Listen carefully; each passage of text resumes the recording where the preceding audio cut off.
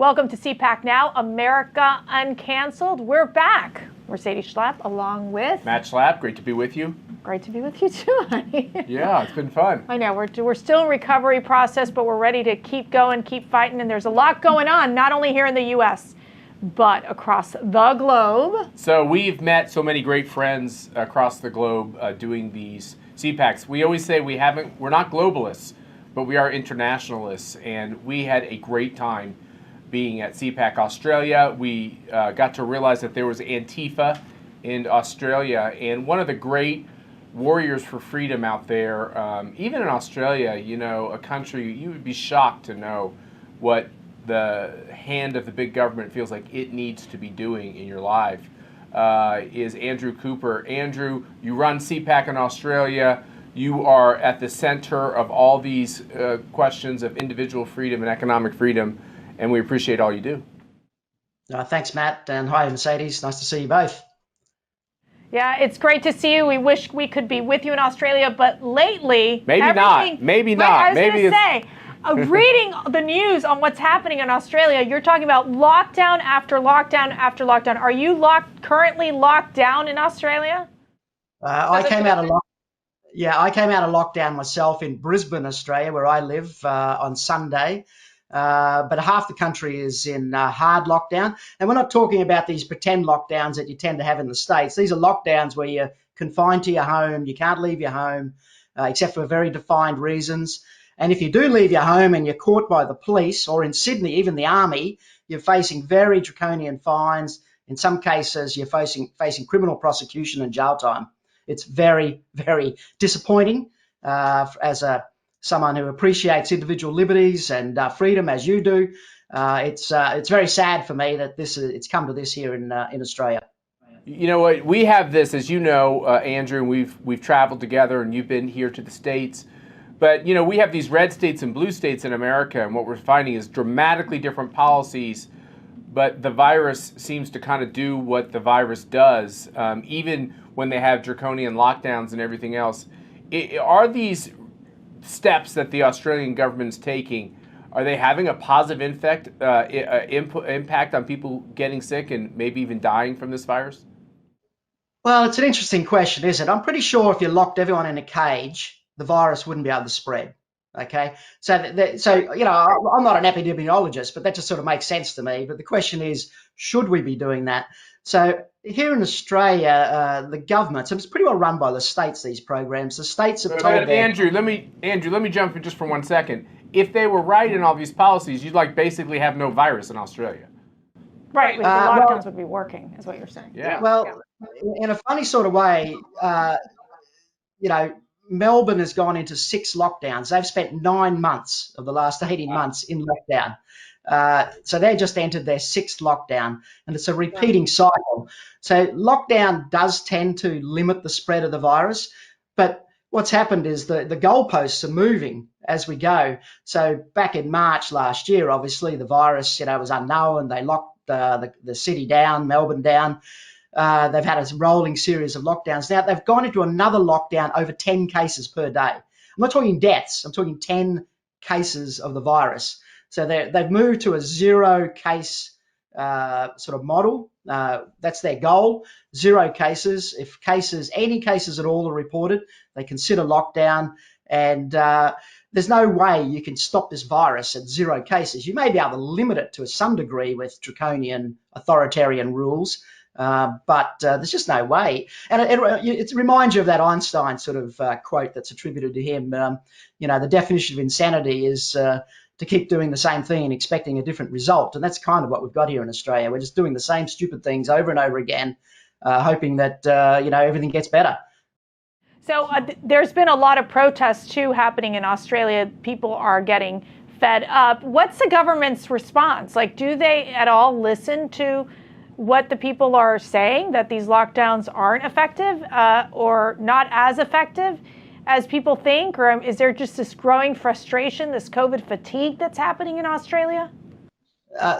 Sadly, at the moment, Mercy, that lockdowns are they're still sort of popular. Perhaps it's a version of Stockholm syndrome, but polling kind of indicates that lockdowns have kind of like 60% support. And so what are the reasons for this? And so politicians are getting rewarded at the elections. There's been 2 state elections over the course of the virus, and both the left-wing premiers have both been re-elected with strong increases in their majority because of these policies. But there is a growing sense that it's just going too far, it's going too long, and I guess there's probably a little bit more reality in terms of what's happening in the rest of the world. I mean, Australia's a funny sort of country. Culturally, we have a massive commitment to freedom. We fought in every war since our federation, every major war, alongside America and most of them. We run a very much a sort of a quasi-market orientated economy that's very successful, with a sort of an underlying social welfare system that hasn't got out of hand yet. But we live on the other side of the world. We're not surrounded by Western neighbours. Most of our information comes. We're not allowed to travel overseas anymore. We've been banned. The international borders are locked down. So we don't get any real information from overseas beyond what we get from the media. And the sort of crap that the media, carries these days. You don't sell newspapers. You don't get clicks and eyeballs by telling everyone that everything's okay overseas. I mean, if you believe the media, people are dying in the streets in DC, and Europe is like the Black Plague has resurfaced over there. It's it's a very fearful kind of bombardment that then I think has kind of motivated the politicians to run this narrative that we will keep you safe as long as you submit to these lockdowns. And the people are looking at it going, well, not many people are dying here, and look what's happening overseas. So there's been this kind of like this endless cycle, but I feel it's starting to break. I mean, we're kind of at the end of it now. So in America, as you know, the center-right party, the Republican Party, for decades thought the way that it would be successful is to kind of really cozy up to the other party, the left-wing party, the Democratic Party, and not be too strident in their values, right? And look like you're compromising and careful. Donald Trump destroyed that whole kind of model, thank God. What's going on with your Prime Minister, Mr. Morrison? Is he more the Mitt Romney model or the Donald Trump model? He's probably more the Joe Biden model at the moment. That's not good. That's not good. Let's hope he doesn't go to the Sanders model. Look, right. So the states in America, it's similar, I think. The states kind of control the policing and whatnot. But what Morrison has done is he's snuggled up to the left-wing premiers that run the states. He created this national cabinet. They all agree on what the program should be. He's been dominated by these authoritarian state premiers, and he was very popular to start with because I guess there was a lot of concern about where this virus was going. But his polling is now is plummeting, and I personally know many conservatives that are very concerned about the direction that he's taking the federal Conservative Party, and there are people bailing out. We had a very well-known, prominent ex-premier of Queensland, my home state, that's defected from the Liberal Party. The Liberal Party being the Conservatives here in Australia. He's defected from the Conservative Party and has gone to the Libertarian Party because he just can't stomach the direction that party, the Conservatives, are taking the country at the moment. So, I expect there's going to be civil wars within the Conservative Party, and maybe we don't need a Donald Trump, but we need someone like Donald Trump to break this, because at the moment, the left and the right have the same policies and are taking us in this same authoritarian direction. That's, who knows where this is going to end up. Yeah, it feels like there's no end to it. I don't know about you, Andrew, but we spend so much time talking about mask mandates, vaccine passports. We talk about the pandemic, I think, almost every day. One of the videos that we saw that came out was Paris, France implementing this vaccine passport. Obviously, President Macron.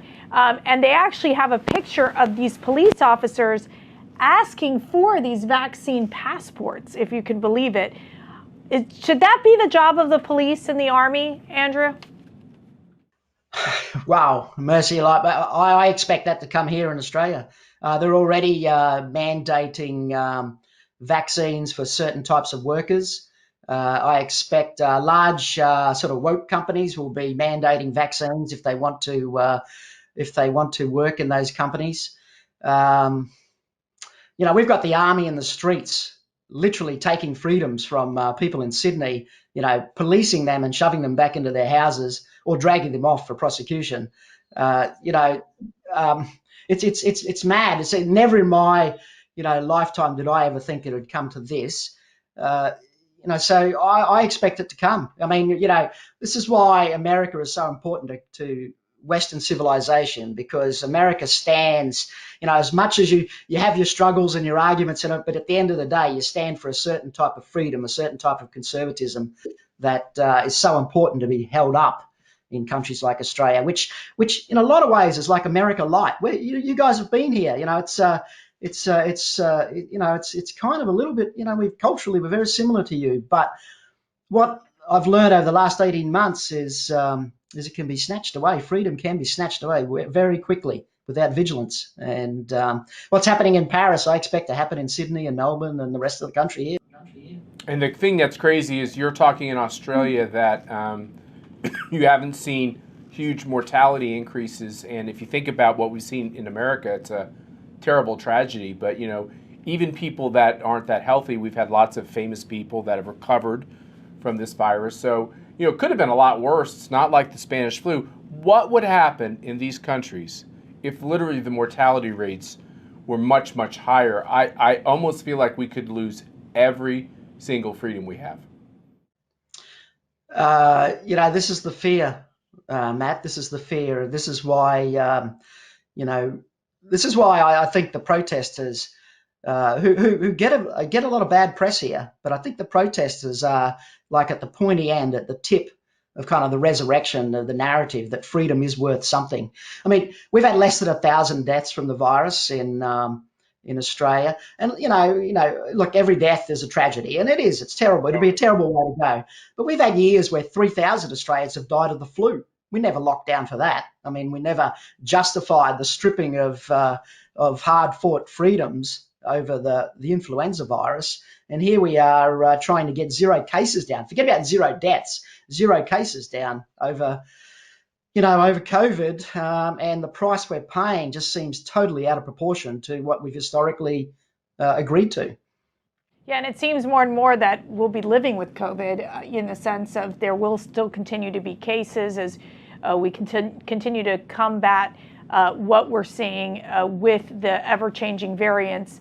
But I also want to ask you, here in America, the schools are a big, big issue. We saw many of the public, I would say almost all the public schools that either shut down, they did just online learning for the students. It's created huge educational delays, especially for minority students, for low-income students.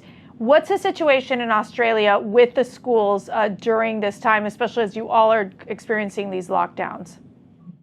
Well, typically in lockdown, the kids can't go to school. They are educated via Zoom or similar.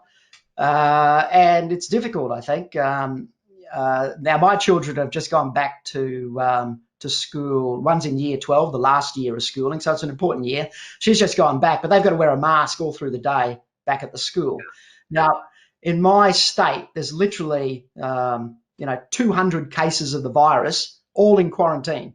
Okay, there's no virus in the system, but they've all got to wear these stupid masks as if somehow, I don't even know what it is. The science behind it is so dubious that it's unbelievable that we've agreed to this. But in answer to your question, I think we're messing with our children's future here. And originally there was no talk about shutting down the schools, but once the first state shut down the schools, all the rest followed like some sort of domino game. And now most of our kids are in and out of school, and surely their education has been adversely affected. Yeah, for sure. Now, CPAC Australia, you have the date set, November 12th and 13th. Can Americans come join us for CPAC Australia? Speaking of taking away freedoms, Aussies can't even get out of the country. The chances of Americans coming to Australia in November is very, very slim. These are policies that have been put in place by, as we said, Prime Minister Morrison and his some aspects of his Conservative government, very illiberal. Sadly to say, I think we'll be having an Aussie-only CPAC this year, as we did last year. Fingers crossed, Matt, that we can even get it open, because these lockdowns happen within 24 hours. A few cases are discovered in a city 1,000 kilometres away, and the whole state goes in lockdown. So, we're going to have it a go, Matt, because it's really important. CPAC is really important, and we need to grow what you have there in America. We have a kernel, we have our fingernails in. We have awareness of the conference, and we just need to keep growing it. It'll be something special. Yeah. We got to get you back to the States, Andrew Cooper. Here to the next CPAC, we were able to get 2 national conferences in the U.S. and 2 open states.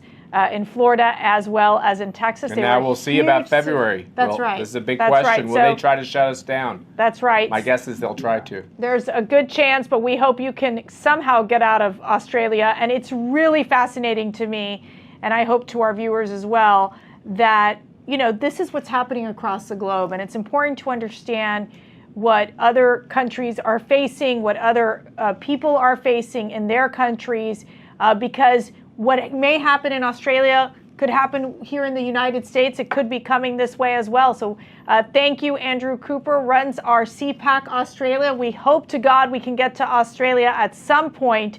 Stay healthy, and thank you for all you're doing. Thank you, Mercy. Thanks, Matt. We'll hopefully see you soon. Absolutely. And we want to thank you all for watching CPAC Now America Uncanceled. Remember to follow this show. Tell your friends about it and your family. It's important to spread the word. We've gotten such a positive response on this show, and it keeps growing.